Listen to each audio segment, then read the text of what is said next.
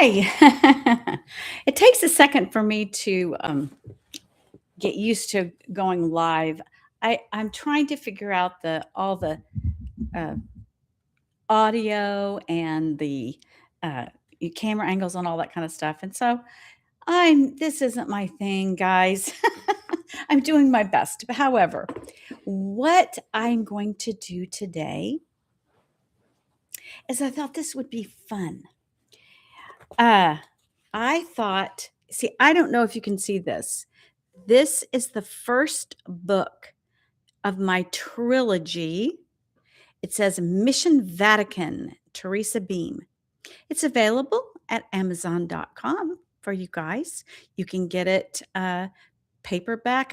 I do not think they have it an ebook yet. But anyway, so I'm going to start reading it. And I wrote this trilogy uh, a decade ago. I published it, I can't remember, 2017. Um, and it, uh, we went all over Europe. We lived in Europe for 10 years researching this book. Let me get a little bit closer here. And hopefully you will like it. It has a lot of history in it. It's got some intrigue. It's got a little bit of fantasy and adventure. And my main purpose was for writing it for young men, but I hope that uh, everyone will enjoy it.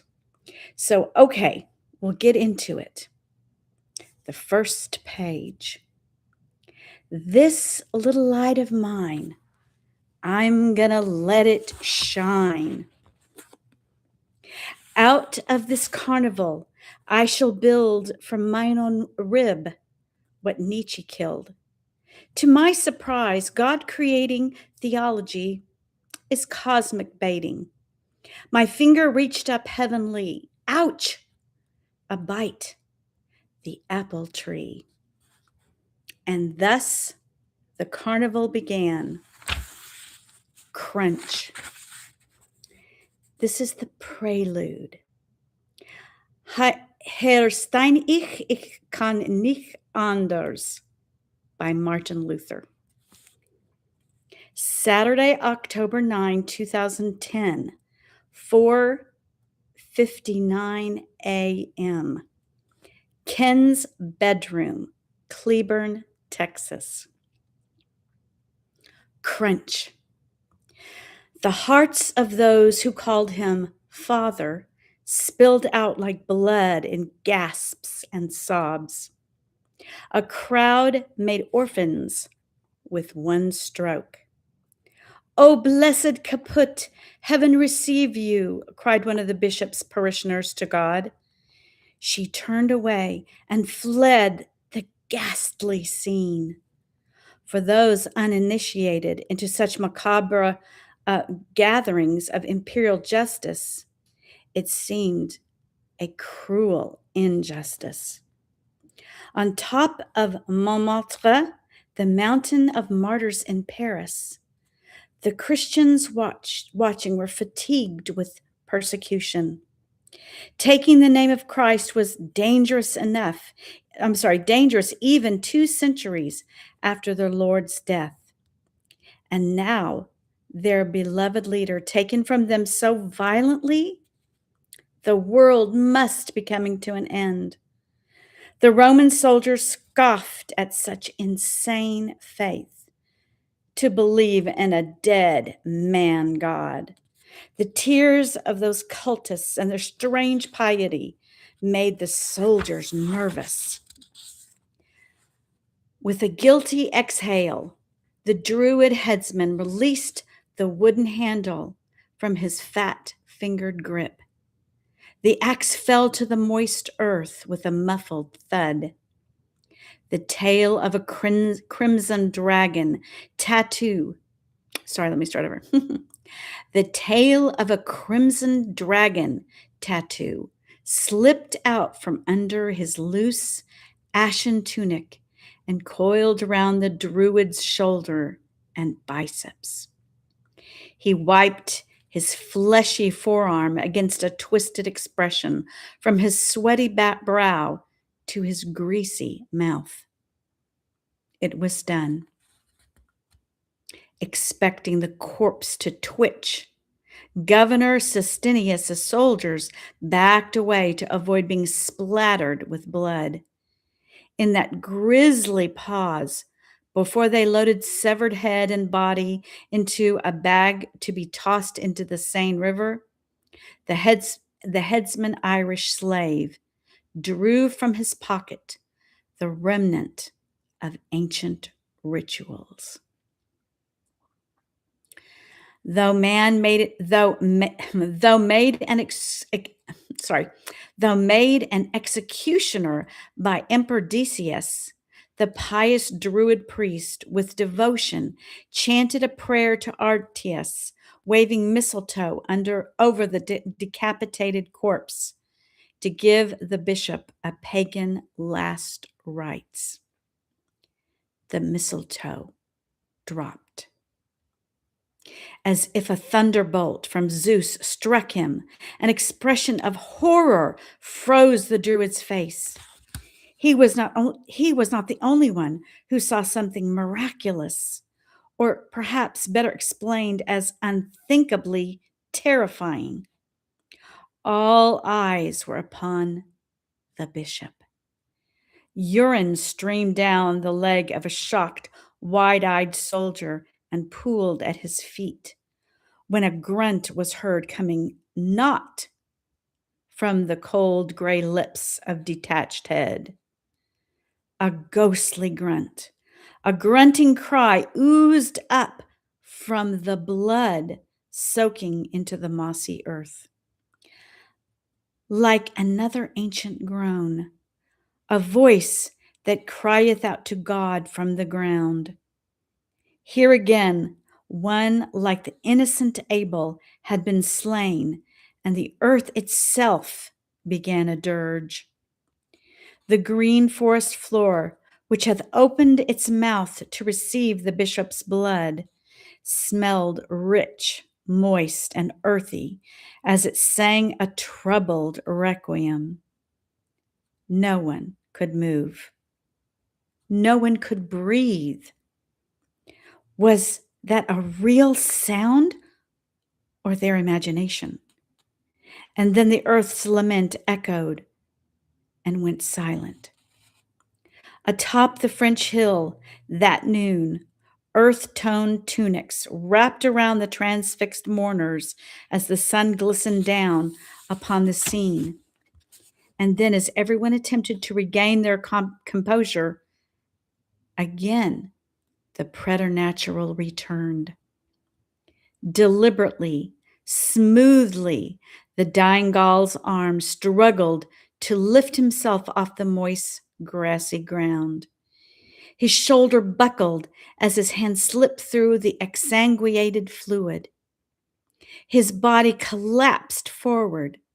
Again, the slain man courageously strained and wobbled as he lifted himself onto his knees and then to his feet, until the dirt-caked, blood-stained, gold-trimmed, pearl-white cassock hung naturally. Several people rasped, "Mon Dieu," as their legs convulsed and buckled. Roman warriors instantly fossilized with terror. Many lungs paralyzed, but others screamed with shock. As if the closed-eyed form could see, he bent over and picked up his own head, tucking it into the crook of his left arm. Atop the pallid and peaceful sleeping face, the bishop's hands replaced his tall white mitre. Then the dead, beheaded clergyman took a long stride. More people, watching with mouths gaping in horror, dropped faint. Their earth-colored cloaks spotted the top of Montmartre like a battle scene. Upon the soft soil, the bishop's body trod, a church with toppled spire. The gray head slumbered, yet in Latin, his lips quivered with a deep, reverberating voice. Great red dragon, ancient serpent, king of iron and clay, shattered by the uncut stone, in dust and doom you lay, spewing wrath at holy remnant, seeking him to slay.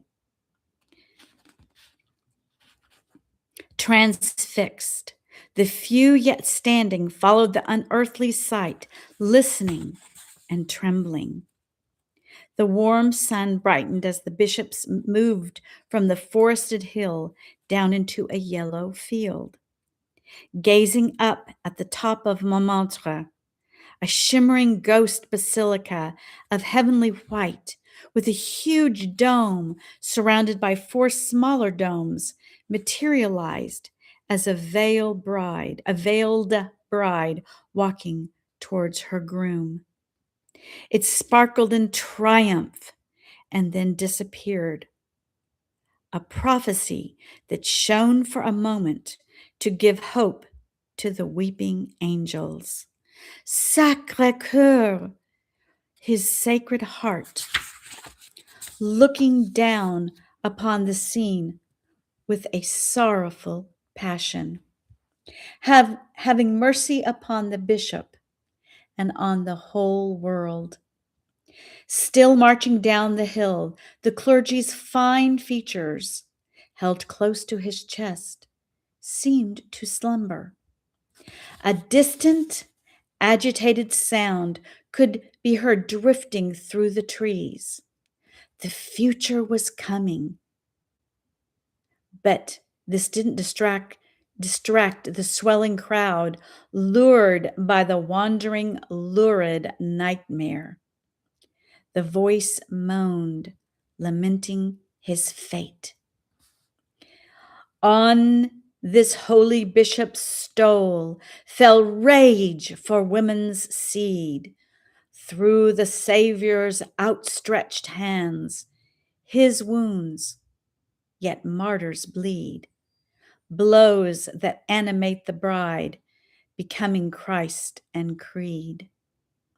Severed I from fleshly realm, pellucid future tell to yearning humble spirits who seek in light to dwell in heaven's kingdom that prevails against the gates of hell.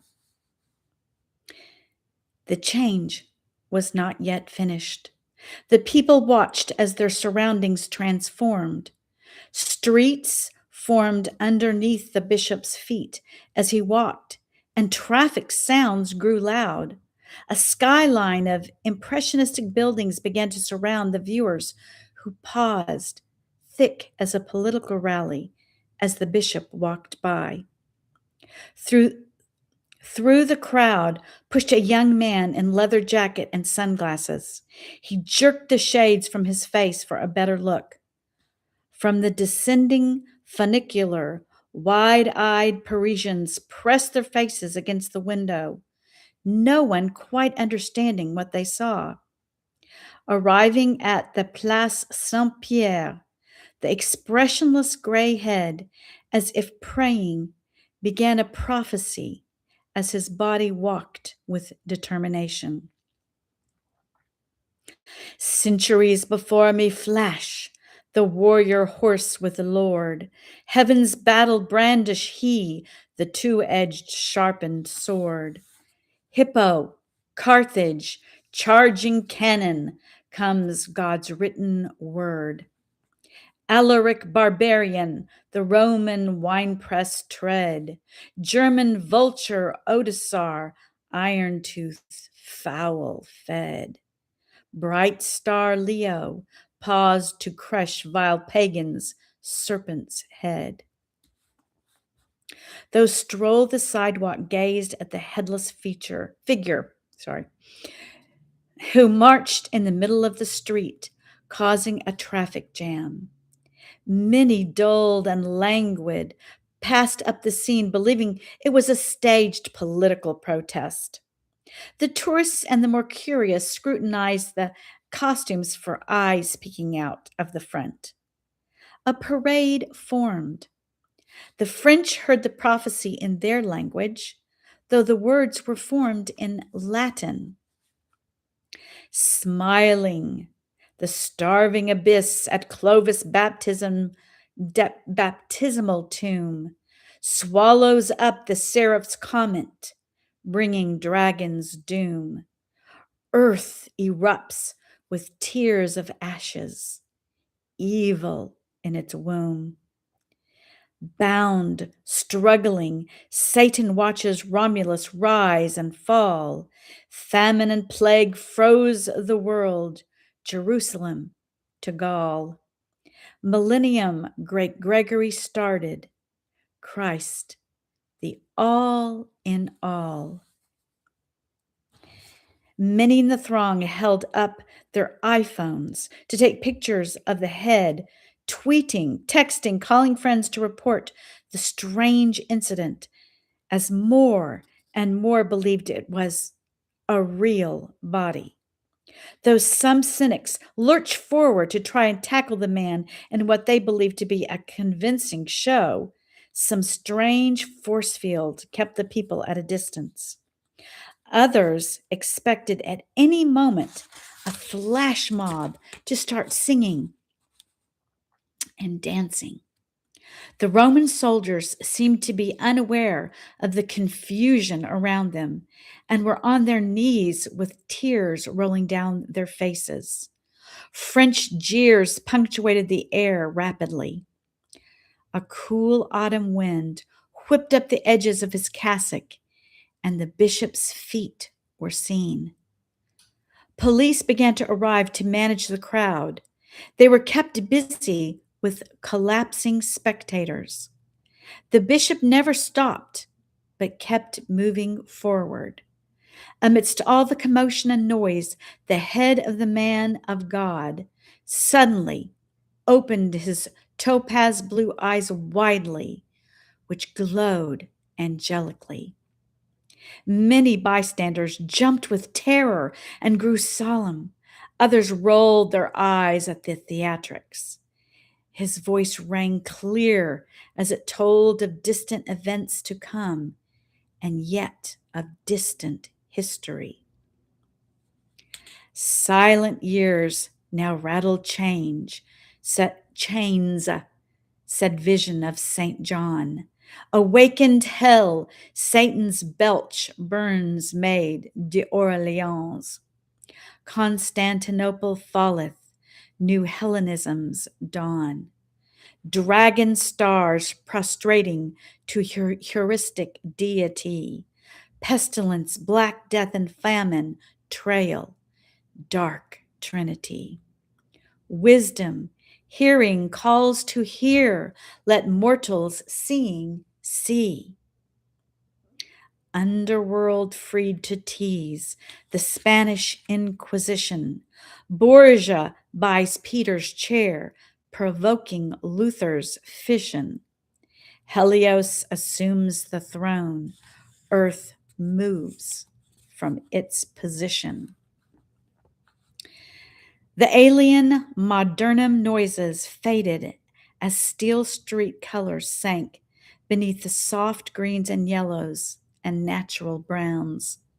As if the earth was fatigued by the future, woody and becalmed trees of large girth reappeared. Under the glazed sky, Bishop Denis, or Dennis, and his mourners alone were left unconsumed by the transformation back to the time as his poem continued. Leo dimmed by Catholic king, Rome's winepress tread anew. In Christ's body, fragments battle, wolf protesters slew. Gaul's men claim enlightened eyes, yet ages dark ensue.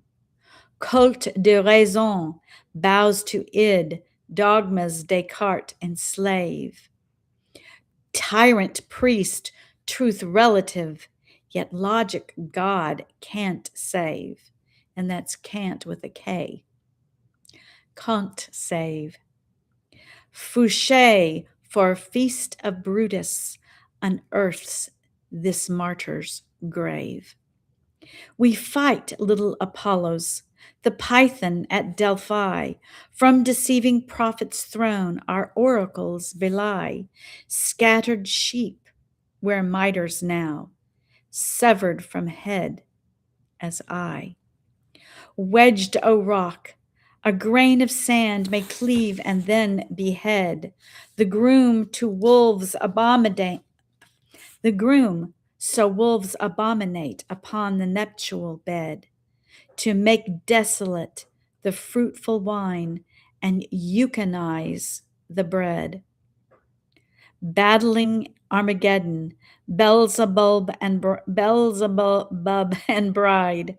Behold, Cephas, use thy keys to bind, to loose, to guide. From deceiving angel, the church for whom Christ died.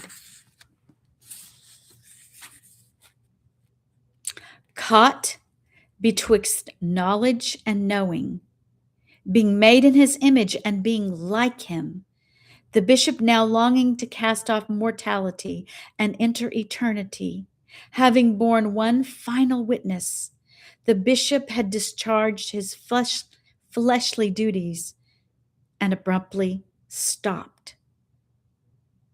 Now alone upon Montmartre, the forest darkened, and the bishop's head, still clutched at his breast, turned his eyes intensely upon Ken. Ken's heart stopped with terror. He was locked in an eternal gaze with the bishop when the bishop declared to Ken, "Arise and look to the moment." The bishop firmly grasped the sides of his own severed skull, then flung his head straight at Ken with an unflinching stare. The bishop's lips again decreed, "The moment." Crunch.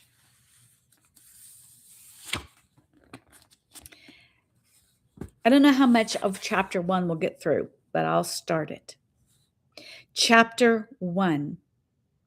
Be careful where you stand when you ask heavens for miracles. Ambrosi. Saturday, October 9, 2010, 7:14 a.m., Cleburne, Texas. Crunch. What was that? Ken's eyes peeled open. Odd. Lying flat on his back in bed, he should have been staring at the ceiling. Instead, right above him, the sunrise glimmered off of tiny particles swirling in a thick brown debris cloud. The room was all haze. He struggled to sit up in his bed. The sting of inhaling debris shot an explosive cough from his burning lungs. Nuclear attack was Ken's first murky thought. His eyelashes flicked in spasms, attempting to clear his vision. Perhaps I should panic. His entire body jerked when his pants, which had been lying across the foot of the bed, slumped onto the floor. Yes, he was experiencing a proper amount of panic. Ken battled the heavy air with an open hand, swinging his long, lanky legs. No pain, no blood, no missing limbs. Therefore, the crash he had heard must have been one large explosion. The rafters creaked loudly, then a second weighty thud. What on earth? Spitting out what he assumed to be powdered sheetrock, Ken shot up to investigate, pulling a white dress shirt against his nose and mouth. He could not detect, excuse me, I need to take a drink.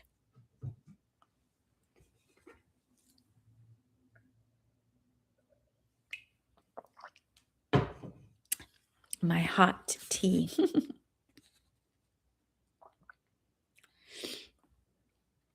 He could not detect nor smell any hot electric fumes. No gas, only a denser version of the normal old house odor. He headed for the kitchen. Nothing but the same surging cloud.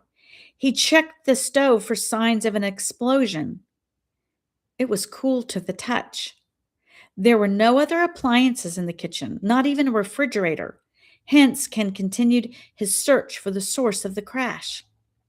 He peered into his living room just in time to see the morning suddenly dawn through the ceiling. He jumped back. What is that black thing dropped in from the sky? Fuselage? A UFO? That's so stupid. Ken blamed his ridiculous thought on the influence of his friend Calvin's obsession with alien documentaries. Ken inched hesitatingly toward it, avoiding the danger of standing directly under the gaping crack in his roof. He squinted. He needed his glasses. What is that? A tire? There was a tire coming through the roof. Ken raced out the front door, oblivious that his tall, skinny frame was clothed only in a pair of worn, stretched out briefs. He took a big breath of cool, clean air and dusted off his bare shoulders and chest. Yes, as he looked up, there was something large indeed on his black shingled roof. A piece of satellite? Satellites don't have tires. He moved back, then stood on tiptoe to see his roof better. A cold jolt pulsed through him. No, it couldn't be. Really? Ken realized the projectile sticking up from his house was a white spoiler attached to a fiery red 1970 Dodge Daytona 500. There was a car sitting on, or rather, he should say, caving in his roof. What the? Ken didn't finish the sentence, even in his own mind, for he was a pastor, a true blue alcohol, tobacco, and foul language shunning fundamentalist Reformed Baptist pastor. He was about to go find his cell phone when he heard something. Help! A woman's voice sobbed. He hopped to the other side of his old house, avoiding the dry sandburrs landmining his lawn. A pair of white sneakers and two blue pants legs flopped over the edge of his dirty rain gutters. The person was trying to slide down off the top of his roof.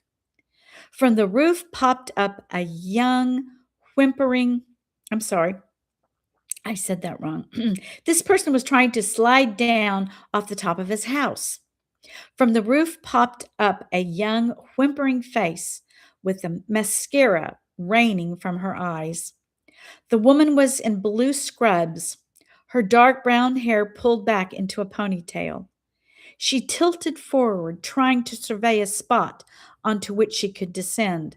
No, no, don't go jumping down, Ken bellowed in his smoky, resonant southern twang. That's too far. Now don't drop. I'm getting a ladder. Hold on. When the woman gasped, Ken thought she was about to fall. Therefore, he crouched in a front squat position and threw his arms out to catch her.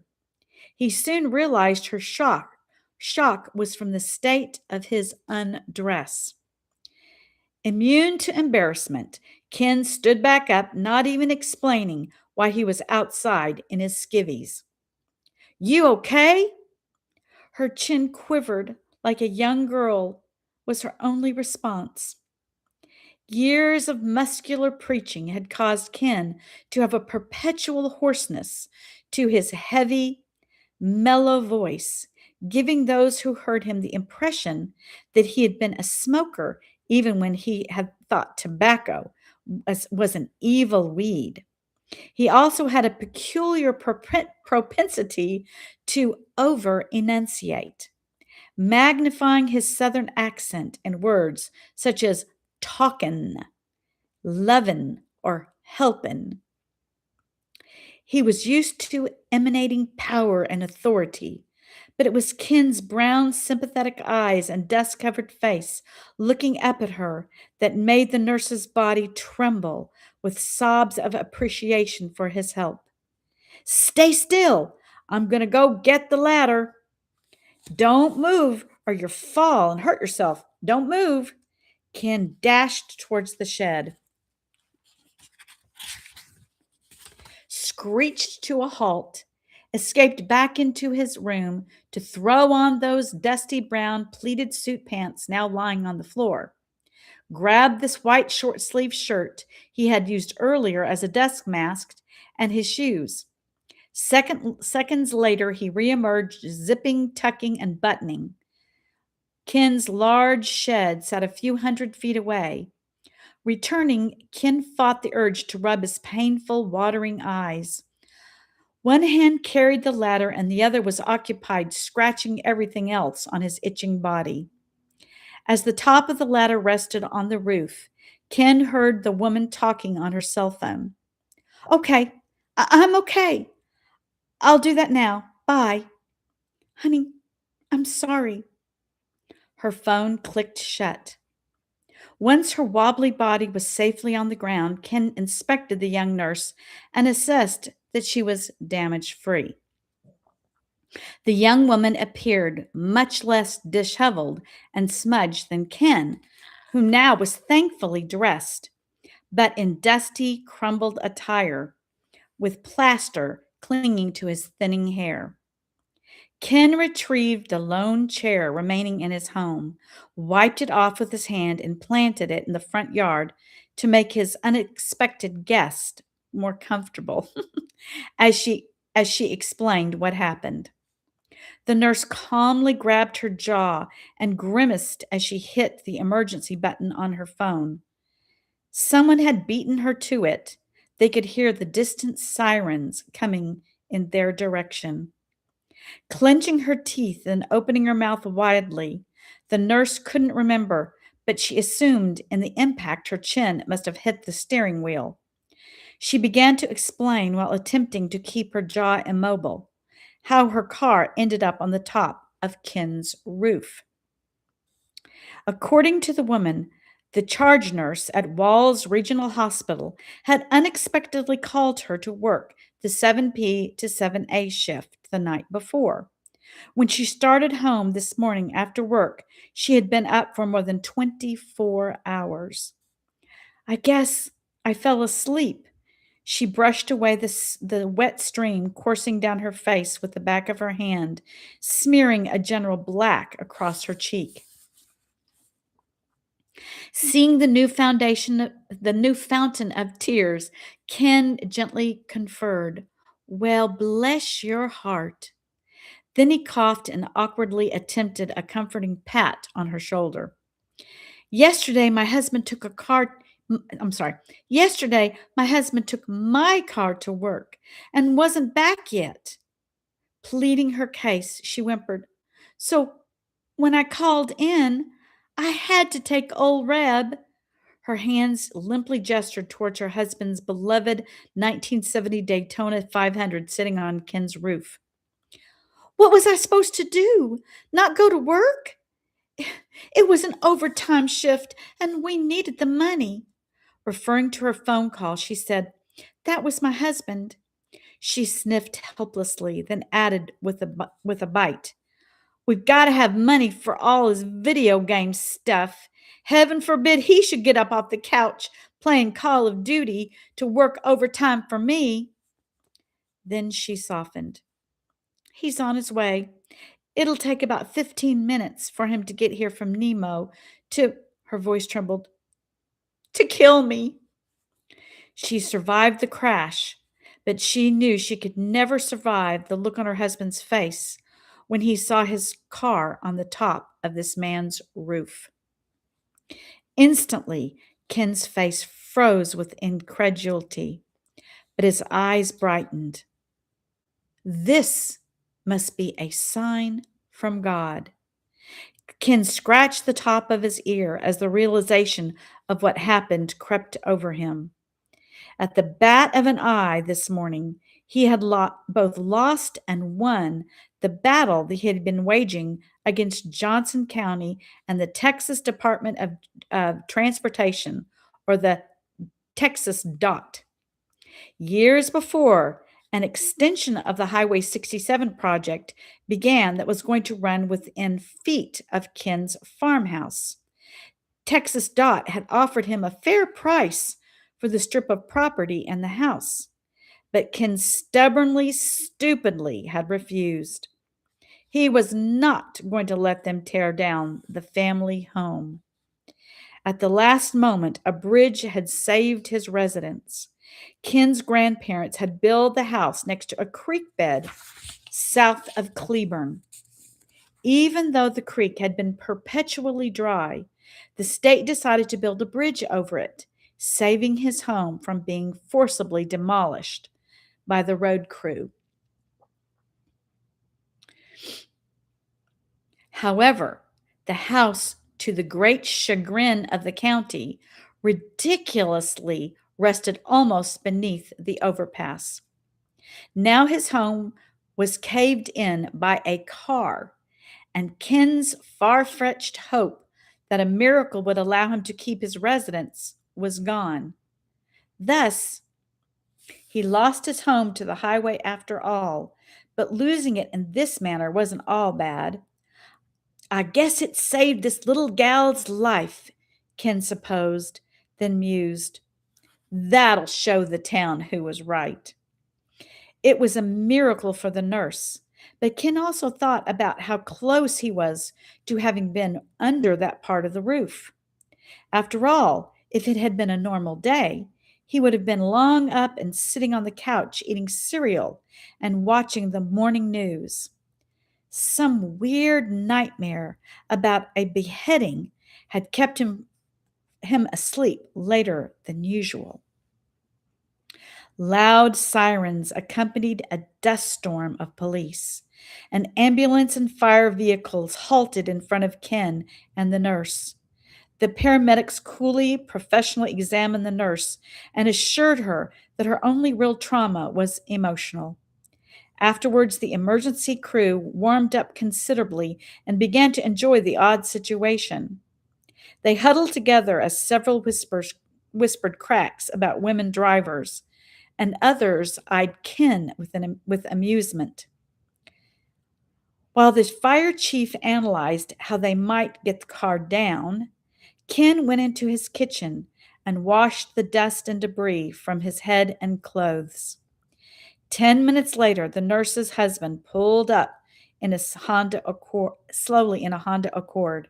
After slamming the driver's door, the short, muscular young man with a mullet haircut sauntered over to his quivering wife and looked intensely into her eyes and quipped, "Well, baby, I know you had a hard time finding parking at that hospital." The young nurse buried her face in her husband's neck, and no one could tell if she was laughing or crying. Rocking her gently in his arms, he whispered inquiries about how she was feeling and eventually extracted himself from her embrace to discuss the situation with the police. At this point, no one really knew what to do, so they were all brainstorming how to get the car down. One of the paramedics recommended they cut a few support beams in the house, therefore the car would fall the rest of the way down, then cut a hole in the side of the wall to let the car drive out. The car's owner protested that suggestion. Slowly, with hard sighs, the nurse's husband ascended the ladder to survey the damage to old Reb. A sprinkling of expletives could be heard as his hands grabbed his head in frustration. Ken's pasture land was turning into a parking lot as members of his church were accumulating around their pastor in support. Due to instant texting, email, and cell phones, the news was out. Some of the older men commented that since this was quickly turning into a church social, someone should set up a popcorn stand or sell hot dogs. The sun was slowly getting higher and hotter, and people milled about trying to figure out what would happen next. 3 male choir members stood next to the house and dramatically began to sing, "Nearer, My God, to Thee." When Ken looked over curiously, one of the singers shouted, "Your house is the Titanic. We thought we'd give it some background music." Ken was confused until he remembered that that was the song that the chamber orchestra was supposedly playing when the great ship went down, or that sank. "Ha ha, so you think my house is going down, huh?" Ken thought to himself with irritation as he waved to the singers that he had got their joke. A couple of boys snuck around to the back of the house, took off a screen, and pried a window open. They then hopped through into Ken's living room to view the car from beneath. The smelly, dusty air slipped into their mouths, which gave them an excuse to spit on the floor. They noticed a tall young man with thick, sandy hair, dressed in a gray suit, standing in the corner, with one hand reaching up to test the ceiling. "Hey," one of the boys tentatively greeted the man, as if to apologize for the spitting. The other boy positioned himself precariously below the car as the house strained to keep it aloft. The gray suited man pointed towards the door and gently explained that it was too dangerous. They must leave immediately. As they exited, their faces covered with dust, the gray suited man began to search about the house. He seemed to be looking intensely for something. Seeing the children come out of the house, 2 ladies panicked and informed the police. Loudly from the lawn, the chief ordered a blockade set up against anyone trying to get inside, and broad yellow caution tape was unrolled around the perimeter of the home as the group warmed to each other. From inside the house, muffled and cozy laughter from the crowd outside could occasionally be heard. All around the house, mystery was growing. Ethereal creatures were milling about. The barrier between heaven and earth that morning was thinly veiled. If anyone outside had realized the marvelous happenings going on inside the house, they would not have been thinking about how to tease Ken, or how hungry they were, or worrying if they were late for work. Everything seemed usual. Well, as usual as possible, considering the car on Ken's roof. The man in the gray suit realized he must work fast before the police kicked him out. Staring at the front door of the house, his eyes glared as if trying to see into the past. All of a sudden, a hazy vision of a middle-aged woman struggling to carry a box appeared as a ghost in front of him. Somewhere in history, he saw a woman as she moved into the house. In the shadowy memory, the house looked much older. It had definitely been renovated since.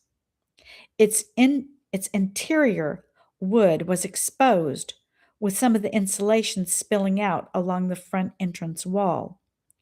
The woman apparition tripped and the box she was carrying fell to the ground, spilling out a flurry of contents. There it was, what the man in the gray suit was looking for. He watched as the woman, trying to clean up her mess, inadvertently swept the prized item next to the doorframe. Days later, new sheetrock had been placed over it. The woman who had spilled the prize had been Ken's wife. Ah, the man in gray suit thought. It's got to be there, right there on the floor, protected by the sheetrock Ken hung many years ago. The man in the gray suit began to scour around the house for something to cut the wall to uncover the key.